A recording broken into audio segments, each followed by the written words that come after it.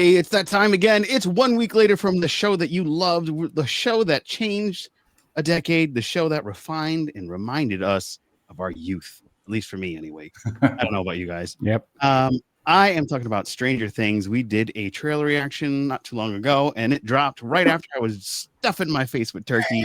And I am so ready to dive into it. And we have a special guest. We have Dave A. from the Dumpster Fire Flicks and Internet Surprise. And this is Philip Bryan. What's going on, guys? Welcome to 1 week later. Whew, man, this was an experience, I gotta say. It was an experience. Yeah, absolutely. As soon as it dropped, like sitting there waiting for it to come in and then hit play. Yeah. Did you guys Netflix crash too? No, we didn't have a problem. Oh man, what? I must have the worst Netflix because mine crashed twice. Like I was so ready. I was like, okay, good night, everybody. Good night, kids. Goodbye. And then I turned it on. The cousins went to bed, and I put on the Netflix just in case it would scare them. And it wasn't working. I was so mad. So mad. So I ended up watching it after I came back from my gig on Friday. So let's hop into the synopsis. In 1998, Indiana, a group of young friends witness supernatural forces and a secret government exploits. As they search for answers, the children unravel a series of extraordinary mysteries. That's been pretty much the same thing the whole time. What year did you say was that? He said 98. 98. And I was like, wait, 98? No, it was 98. It's not 87. 87, yeah. So they're in 87 now. First season was 83. Yeah. 83. Wow. Okay. It's been a while. So the very first episode, chapter 1, The Crawl, the gang evades the military to scour the Upside Down for Vecna, but fails to notice that a threat is lurking closer to home. And then I'm just going to read the final synopsis so we can get them all out of the way. That's the 4th chapter. Sorcerer. The military tightens its grip on the town. Mike, Lucas, and Robin orchestrate a daring escape. Elle comes face to face with the enemy. So that is all the synopsis is. We're going to get into the first episode cast, which has been the cast from the get. But hey, that's how we roll. That's how these bumpers were made. All right. Stranger Things. We've got Winona Ryder, David Harbour, Finn Wolfhard, Millie Bobby Brown, Gaten Mata Rosario, Caleb McLaughlin, Noah Schnapp, Sadie Sink, Natalia Dreyer, Charlie Heaton, Joe Carey. You got a great name, Joe. Can't go wrong with that one. And Maya Hawke, who is Ethan Hawke's daughter. Yep. Nepo baby. All right, so we're going to go and not muck about, as our good friends over at the Jason Roy Gaston channel say from Australia. What worked? All right, we're going to start with our new guest to the channel. We're going to start with Phil. What worked for you in this season? Well, so I mean, I don't want to jump right to the big what worked. So yeah, you can go right into this. Go ahead. I really. Oh, by the way, spoilers, everybody. Spoilers. Yeah. Oh yeah. Yeah. Holly worked. I really liked the introduction of a new character. No way I'm buying she's 9 years old, but I found that interaction, her storyline, she's having a very different experience with Vecna than Will did, for sure.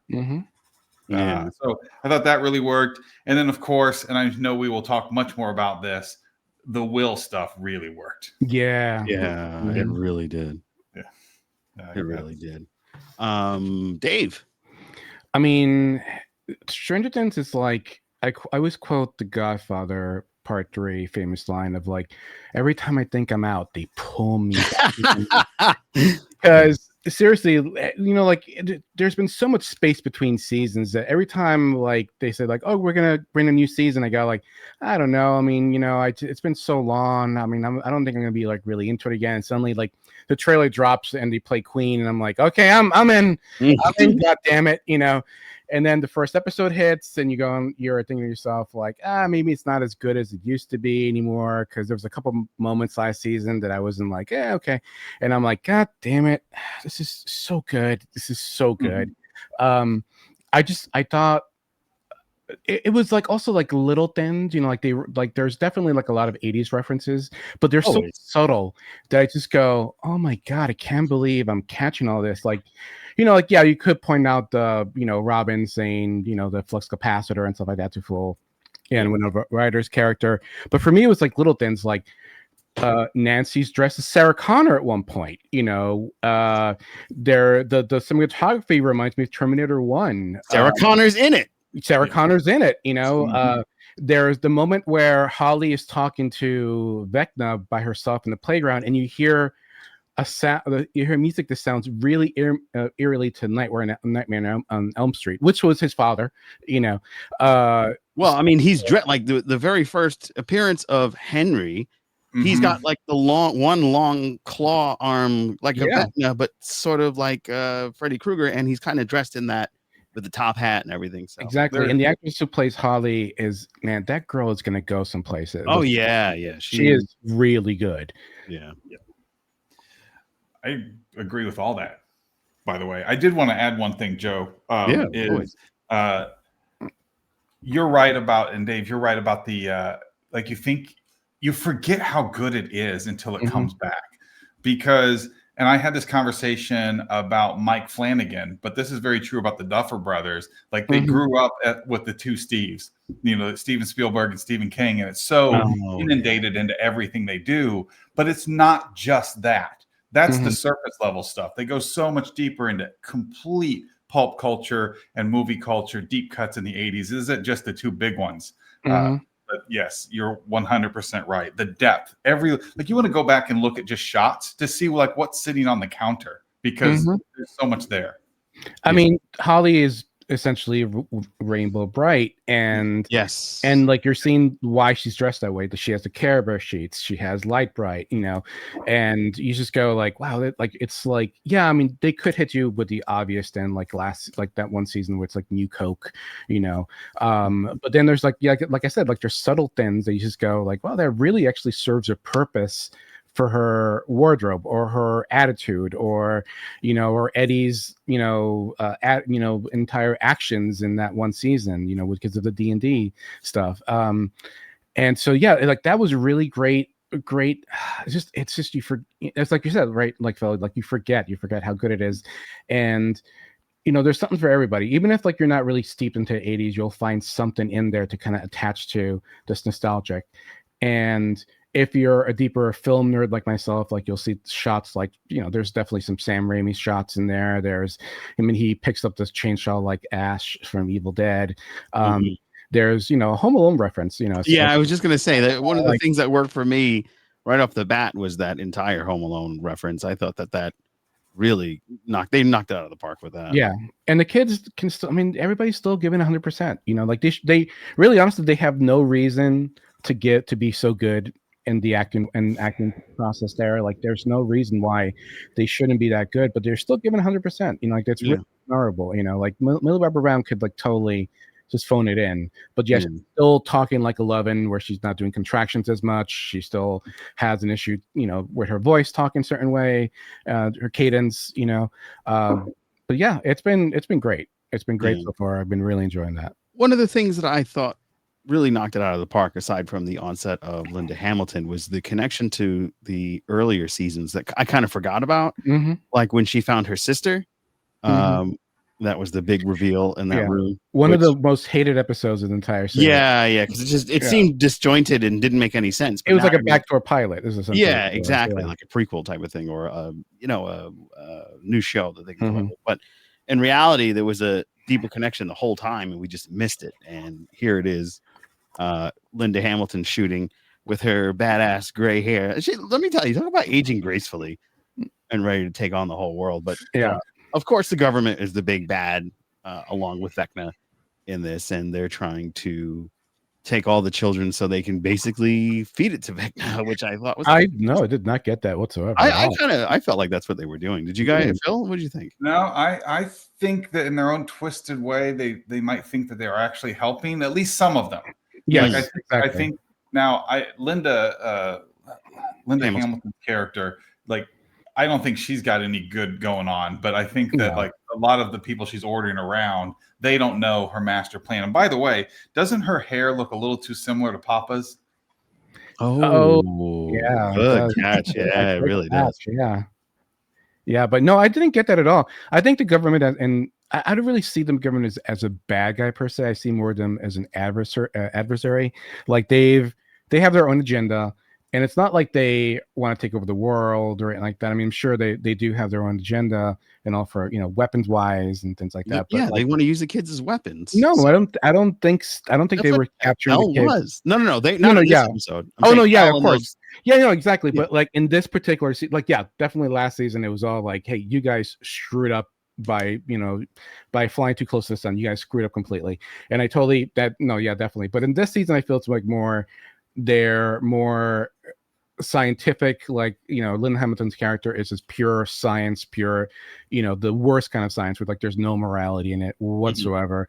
But like some of the soldiers, like there's one soldier, he like questions her like, hey, there's like kids here, and like so there's definitely some conflict there going on. So I don't think they're like it's a complete black and like Vecna's black and white, right? Vecna is that guy, he's pissed, he got sent to the other side, not happy. Yeah, exactly. And like so, but with like the government, there's definitely some kind of fractured agendas, fractured mentality there.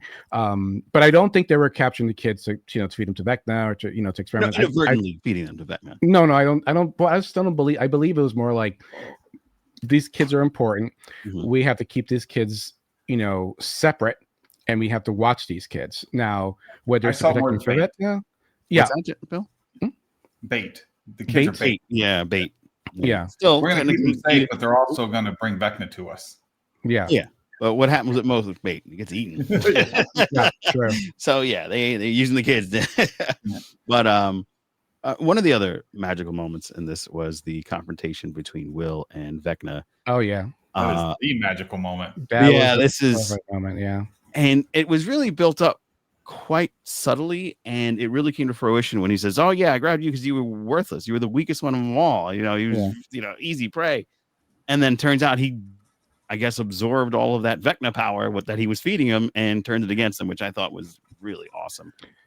I saw an interview with Noah Schnapp. I don't know how to say his last name. And he said that he chose his movements based on to convey that he doesn't put his hand this way. He's like pulling forward. So he's pulling power from Vecna to do these things. And I thought that like even his motions really convey like I'm pulling from Vecna. He thinks I'm weak, but I'm going to pull his power from him. Yeah, that makes sense. And what's great about that scene is like when you think about it, it's like one of those great in TV, right? There's always on the TV show, there's always those great moments where you just go, "Oh, you guys have been setting this up for a long time." Yeah, and this is a payoff. I didn't even really realize it until now, but now that I think about it, you guys have been setting up Will to really kind of get to this point, and you did it in such a beautiful moment where like it's like Robin's speech to him is so beautiful, and it really hits home, for the audience and for Will and for everybody in a certain way. If you want to take it personally, if you want to take it just by the story, it's a great moment. And it was just when Vecna says that, I am literally just like yelling at the TV screen like, screw you, dude. Like, what are you talking about? You're weakest one. He survived 2 weeks in a freaking demon dimension. Yeah. What do you mean he's fucking weak? Fuck you, dude. Like, he's not fucking weak. And then he flipped the script and pretty much knocked everybody out. But only when Vecna went away, which they're either leading it up to the two girls are going to team up on Vecna, or Will and the two girls will team up trying to take out Vecna, because now, because of the hive mind, it's going to be some weird angle. Well, I have this thing tooling around in my head, and it's just this simple. This started with Will, and this will end with Will. Oh, yeah, I agree. Like, I mean, like Hopper and Steve and and Nancy. I mean, everyone takes a hero turn in this, especially 11 and Hopper and Steve. But I ultimately think Will be the hero. That would be the ultimate like spin, because again, it started with him, let it end with him. Yeah, That's a good point. And we're definitely going to see three waterfalls at the end of the season. Yeah, Definitely. You All right, mentioned go ahead. you mentioned Maya Hawke, and it's almost like her character speech to Will in this was the Spider-Man Aunt May moment. Oh where yeah, where she sits there and talks to him. He's like, maybe they're just waiting for Spider-Man to show up. Like, yeah, exactly. Yeah, Exactly. but like talk about Maya Hawke, man. Like we always joke about nepo babies, and we always joke about, but like this is like one of the good nepo babies where it's like, oh, you actually do have talent behind your name. Like you really I mean, are. her mom's Uma Thurman. It's not like I mean, come on, like it's like, but you always hear like there's plenty of people who can talk about that are nepo babies that they suck, but like. This is one of the good ones where it's like you go like, yeah, man, like even if you weren't didn't have famous parents, you are still an amazing actress, and like she does a great job. She portrays comedy so well. She does these beautiful moments, emotional moments. She has this empathy she shows. It's great. I mean, there's some great funny lines, like where she goes and says like, I'm sorry, my mother says that I'm like I'm continuously irrelevant, like what was it, like indifference, so like great things, and she could just convey in such a great way. So yeah. Perfect. Well, she has a cadence of delivery that's so similar to her dad's. Yeah. Like that, really just that cadence of delivery of lines that is, it almost comes off as monotone, but it's not. The inflection is so slight. Yeah, good point. Good point. So we got into what worked. Let's get into what didn't work.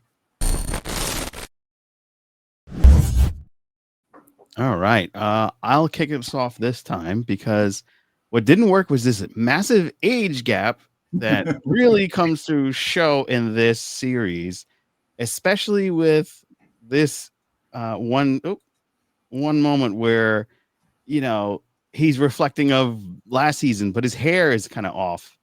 Like it doesn't look straight on. Like the wig is just way off on this one.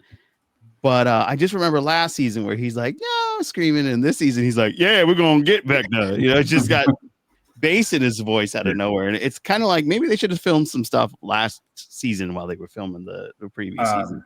They were a little unclear about how far their time jump was. They implied it was somewhere between 1.5 years and 2 years, is the implication I got, without an exact it was.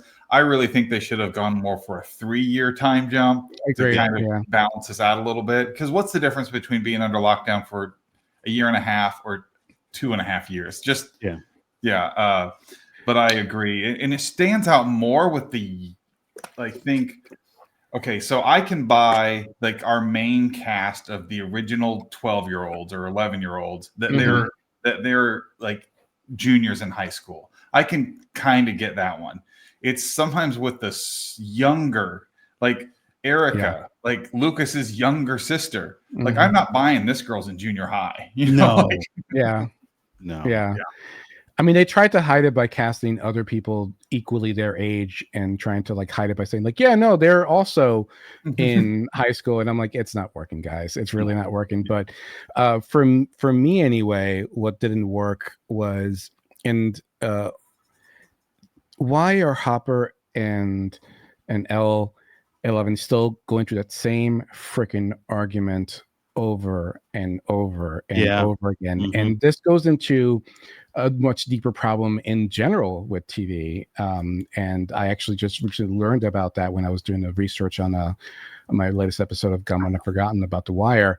And that is that Netflix and a lot of studios are making writers write for what we call second screen viewing.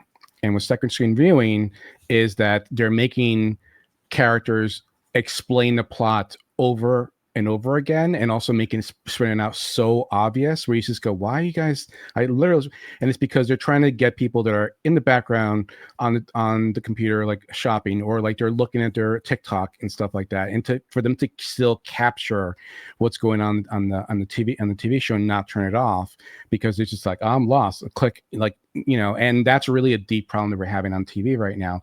And so that was a big problem I had, where it's like, guys, like I know this argument again. Like, yes, I know Hopper lost his kid in the first season. Yes, I know he's afraid of 11 growing up too fast. Yes, I know he's afraid of 11 losing and dying. Yeah, I get it. You know, how many times can I hear this over and over again? And like, and then you're like, you're wasting time on this when it's like, hey, what's going on with Justin, right? With Dustin right now, right? Like, he gets beat up, right? And I'm like going like, oh yeah, this is kind of interesting. Like, he's actually trying to take over Eddie's. He's angry. He's trying to take over Eddie's spot. He's angry that people don't understand him, that they don't understand what Eddie did for everybody. And that's interesting. Give me more of that. And hopefully they'll do that in the next couple episodes. But like, there's moments where I just go, why can you just go back to Dustin, man? Like, give me something here. And also, that's just the development of Dustin, because he's always meant to be that like dungeon master type of character. Yeah, no, I get it, but like, I want to see more of that, or I want to see more of like, you know, I just want to see more of the more. I felt like that was a waste of time where we could have used that either like to go, okay, then if you're gonna do Dustin and 11 having a conversation about the relationship, how about like maybe that hey, you were gone for so long, you know, and I was lost without you. Like, give me that conversation. I'll take that. That's different, you know. But you're just repeating things over and over and over again, and this is really annoying me. And all I can think of is like, hey, can you give this time to somebody else that I can, you know, get some more information out of? That's just me. Yeah. I agree. Absolutely, there's a real problem with television writing and hanging a lantern on every single thing they do or say. It drives me up the wall. Like and it's getting more and more predominant. And it is part of it is because of second screen viewing. But my thinking on that is don't do it. But that's because I view TV a little differently. But the things I didn't find that worked, I want to make a note about that hated episode from season 2. I'm hoping that I think a lot of people are hoping that they're going to pull some sort of, they're going to retcon that into good somehow. If they do something really good with it, you know, but we'll see. Well, they got the girl. That was the first step. Yeah. They even did the flashback. Remember what you hated? We're going to make you like it now. Yeah. I did not like the interaction between Steve and Dustin. It felt really strange. And I think they're going to work through that. But it just seems like, you know, there's almost 2 years here that we didn't see. It seems like they would have already had this conversation at some point off camera, and they should be into a good place. Also, the Steve and Jonathan dynamic. Oh my God, yes.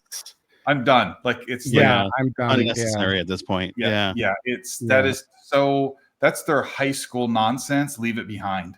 Yeah.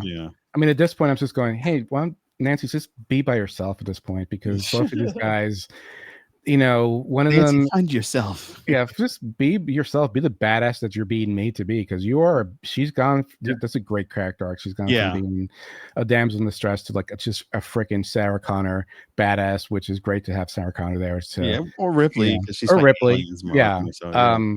But yeah, like that was definitely that's definitely something that was really annoying for me as well. And it's like the shame of that is like all of these guys deliver really good. It works when they work together more. That's when people really shine. I mean, everyone loves Steve and Dustin when together, and when Steve and Jonathan work together, they get a whole lot more done. Now, maybe they will bend to that, but again, it seems like that's part of the recycle of things we already went through. We don't need to resurf it. Like, that's done. We've already gotten through that.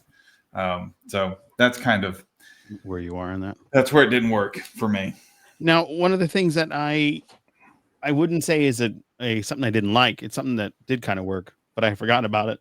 Was the introduction of the school teacher that was kind of keeping the kids. Oh, get away from Mr. Willie. What is it, Mr. Whatsit? Mr. Whatsit. Yeah, get away from Mr. Whatsit. Mr. Whatsit's not real anyway. That's actually the guy's drama teacher, actual drama teacher. Oh wow. Yeah. Which I thought was a really cool addition. Fantastic. To the show. Yeah.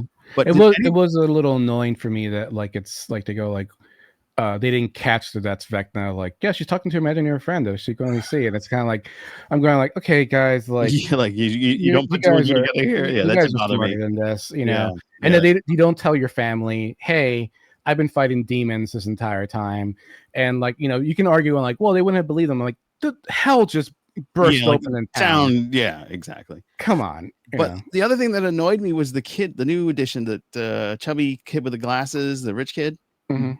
was like, was that necessary? Because it puts I him. like The character grew on me. Yeah. At first, I really was like, oh, he's kind of annoying, but he did grow on me, and he kind of like flipped his script. He had a very quick character arc Mhm. and became a hero, like a quick turnaround, very instantaneously, I would say, because he's only been in 4 episodes, but they had that look and style of the typical spoiled rich fat kid that is Mhm. gluttonous and everything. I just thought that was unnecessary. Agreed. They could have just made him like one of the other kids, but I give props to that kid for his big moment, and he killed it. So Mhm. that's a double for me. It's a dangerous thing to introduce new characters this late in the game, Right, when 'cause you the have show's such over. limited episodes. Yeah. It's like, hey guys, can just let's kind of pull it back and narrow it down. We don't want to like overstretch ourselves too thin. I presume and I could be totally wrong, but I presume in the next block, that's when they'll start the kind of like they're going to Mhm. channel in, and we're going to get some partially resolved storylines in this Yes. next block, and Mhm. then the big storyline obviously resolved in the final on New Year's. I do want to talk about Dustin's pain, though. We talked Yes. about him and Eddie, Mhm. and Dustin is a different character this season because he's not the optimistic one. He's carrying a lot of weight. So I think it will be really good when we see him kind of Mhm. break through that. And I think it's really important that maybe Steve be the character who helped him break through that, to solidify that older brother, younger brother Yeah. approach. Yeah. Mhm. I also felt that like I was really kind of annoyed that a lot of what happened to Max, it's kind of told in flashback, and it's told in narration and dialogue, and I just felt like, just like I said before, like, could we just replace those scenes where you're over explaining things and just can you give me more of that journey that Max went through? Like, you could even done an entire episode of just what happened to Max and 8 leading to Holly, right? You could have totally done that. So that was a little disappointing about that. Like, I really kind of wanted to know, but they could still flesh it out. I think a lot of these things that I have problems with, I think they can still flesh it out for the most part in the next couple episodes, actually. I didn't love this Sadie Sink stuff either, but I think that's because Sadie Sink is a star and has limited availability, and she's they brought her in for a very, I don't know the timeline, but I bet they brought her in to shoot all that stuff in a couple of days at most. Yeah, agreed. Because she's just not that available. Yeah, that's very true. All right, so normally we talk about box office, we talk about things like that, but that's normally for movie releases. This is straight to Netflix, and we touched on it a little bit. But we're going to get into a bit of the reception, or rather in the news. All right, so this was the big thing. Stranger Things 5 crashes. Some Netflix users delays for the first 20 minutes of launch. I was never so excited to get into something and it not work like this before. I've never experienced that. I really don't follow the zeitgeist of a lot of things that are really big on the internet that make things like this happen, like ticket sales and such like that. Because I heard that happened for Beyonce's ticket sales. So, but that's you got to give it to them for having this amount of love for this series that the whole thing crashed for everybody. So when The Mandalorian debuted, it took me at least 20 minutes to get in to see it because Disney Plus kept crashing on me. So really, but it did not happen with Netflix this time. I didn't have Disney Plus. I actually found the first 2 episodes of Mandalorian on one of the adult sites, and that's how I watched it. Oh wow! Because I was like, watch Mandalorian for free, and it popped up on that, and I was like, really? And I clicked, let's just see, make sure it's not like Star Wars or something like that. And it turns out it was a whole Mandalorian. It's like, okay, I'm fine with that. So at the time, I got Disney Plus for free. Nice. It was like we were part of the company I worked for was involved. We partnered with Disney on that, and so I got it for free. Now I still only get it for $5 a month, but it's nice. But yeah, at first I got it for free because I remember that day. It was November 12th, 2019. Like it was hot. But I'm not surprised at all that this crashed. It has been all over my social media news feed all day. It's the only thing I tend to see, that and dogs and cats. Yeah. Yeah, that's true. Let's get into our final glance for the first 4 episodes. So I think they're starting off with a bang. I think we're getting a lot of things resolved. in a short amount of time. We still have some lingering issues that I think will be resolved in the long run. But I think we're going to get such a great ending that's going to kind of solidify what we need because they're going to wrap it up movie style. I looked on IMDb. Turns out the next 4 episodes are going to be released on Christmas Day, and then the final episode will be on New Year's Eve. So that's going to be another thing to crash. Get ready. Yep. But yeah, I think this is going to be one of those that people will be talking about for years to come because it's left such a strong moment and built so many of these kids' careers. Will's been probably been the only one that hasn't had like a stellar career out of this, where all the other kids have been popping up into a lot of different things, not as main characters like Millie Bobby Brown has, or one of the other kids. But Wolford, he's been doing pretty good. Yeah. And of course, David Harbour really took off for that. Finn Wolfhand, he's really blown up. But I expect a lot of these other actors will start to appear in more films. I thought that Natalie Dreyer, Nancy, was in the. I get her confused with the woman that does that Amazon show where. Is it Half-Life? Not Half-Life. Fallout. Fallout. I was like, is that the Nancy from? And I was like, oh no, that's a different actress. They kind of have similar features. I just like, they just straightened her hair and that's her. And no, but I have big hopes for the rest of these actors, and I feel like they're going to all get their moment to shine at some point or another.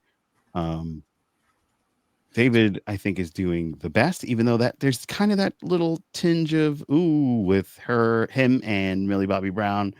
There was a rumor that he was bullying her or something like that. I don't know if you guys know anything about that. I heard that. I've heard about it. I think it might be overblown, to be honest with you. Also, I had a very weird experience at Comic-Con. With her? Sort of like my wife and me were at the release for that horrible movie she was in with the robots from the future. I forget what it was, with Chris Pine. And I remember we were in that? No, Chris Pine. No, sorry, Chris Pratt. Sorry. Oh, yeah. And we were in the front. We were in the VIP section because there was empty, so people let you go in there. And we were there. It's just her agent was kind of arguing with somebody and going like, "Have you guys taken care of this?" and blah blah. And there was a real tension there. And one of the Russo brothers. He was going like, "Yeah, I'm just really tired." I'm like, "You're not tired, dude. I can tell you're pissed." And it just felt like there was a really weird vibe coming from her. And maybe I'm probably looking into this too much, but that's kind of got a vibe. I've been wrong before, but hopefully I am. But I feel like that entire story is a little bit blown out of proportion. I don't think it's a really that big of a thing. You got to get clickbait. Yeah, that's true. That's true. All right, but so what are you guys' final thoughts on the first 4 episodes? Phil, let's go with you. Well, you talked about I heard you use the phrase "moment to shine" earlier, and everyone gets a moment to shine. So we got to talk about Mrs. Wheeler's moment to shine. Oh my God, yeah, she was. With the wine bottle, alien quote there. It really helps solidify where her kids kind of get their backbone. It's. So I thought that was a great moment to shine. Not that the dad ran and cowered away, but but he was ready with his golf club, but he just got tossed. Yeah, he didn't turn and run but she really stood her ground, and it was a great moment to shine. And they do that a lot. And you talked about David Harbour. My read is that David Harbour is probably just one of the really good guys in Hollywood. So that's just kind of my own personal read. Never met him, but that's just my read. Yeah. For me, it was that moment was great. Although I will say this though, do bullets do nothing to them, but wine bottles do can stab. Yeah, bullets. That is actually that is one of my pet peeves in the show is that the soldiers cannot seem to kill one of these things, and I'm like, you guys have been fighting these things forever. They literally open their mouths saying, "Shoot me here," and you guys can't seem to get it. But that's beside the point. But that was a great moment, the alien reference in there, and but Vecna looks amazing. Big improvement from the previous season, so I'm looking forward to that. I'm definitely going to see some good action there. I'm definitely looking forward to see a lot of the characters grow and where they're going to wind up at the end of basically the series. So it seems like it's going to be a good ride. Let's see how that gamble on 8 pays off, but we'll see. All right. Well, that is going to wrap it up for the first 4 episodes of Stranger Things. 1 week later, we thank you for hanging out with us, and we'd appreciate it if you, well, thank you, as we said, and we'd really appreciate it if you wouldn't mind hyping us up. And if you are new to the channel, be sure to check out that Instagram. Follow us on Instagram. We get all the behind the scenes stuff and little shorts that you will not see anywhere else. And of course, be sure to like, share, and subscribe.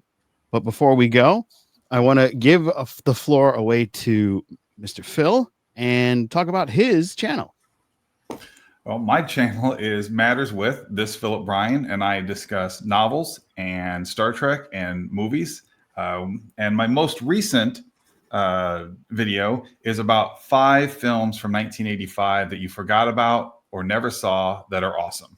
Oh, Looking forward to that. Yeah, check that out. So be sure to go over to his channel. His channel notes will be in the show notes below. And we appreciate you hanging out with us, talking about the greatness that is Stranger Things season 4. Until next time, we'll be here probably a little after Christmas, talking about that, diving into the next 4 episodes of Stranger Things. So, all right, be cool, everybody, and get your flux capacitors.